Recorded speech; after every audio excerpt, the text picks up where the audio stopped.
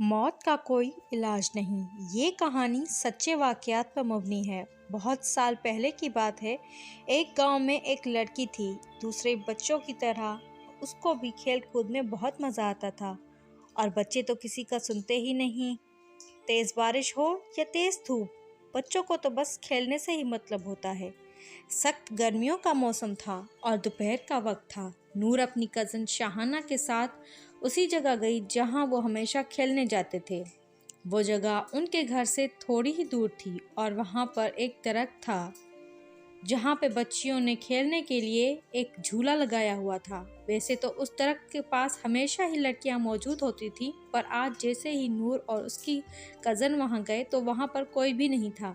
तो उन्होंने कहा कि चलो अच्छा है, आज हम खुद ही मज़ा करेंगे। और नूर जल्दी से जाकर झूले में बैठ गई और उसकी उस बात पर शाहाना को बहुत गुस्सा आया। शाहाना ने नूर से कहा कि पहले मुझे बैठने दो। नूर ने उसे नहीं बैठने दिया और शाहाना गुस्से में चली गई। नूर को ये एहसास ही नहीं हुआ कि नूर वहां पर अब अकेली रह गई थी। अचानक नूर को महसूस हुआ कि जैसे उसे कोई झूले दे रहा है और आहिस्ता आहिस्ता वो तेज हवा में जा रही है। अब वो खुद भी डरने लगी थी कि ये उसके साथ क्या हो रहा है। नूर वहां पर चिल्लाने लगी, पर वहां पर कोई भी नहीं था जो उसकी मदद करता।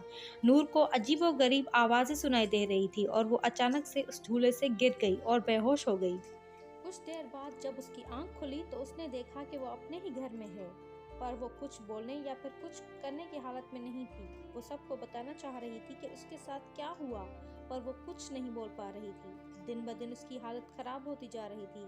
उसके माँ बाप ने हर डॉक्टर, हर हकीम से बात करके देख ली थी, पर कोई भी उसके इलाज नहीं कर पा रहा था। और एक दिन नूर के बाबा किसी बुजुर्ग को ले आए और उस बुजुर्ग ने उनको बताया कि नूर अब ज़्यादा दिन जिंदा नहीं रह सकती, क्योंकि वो पूरी तरह गैब के कब्जे में आ गई है।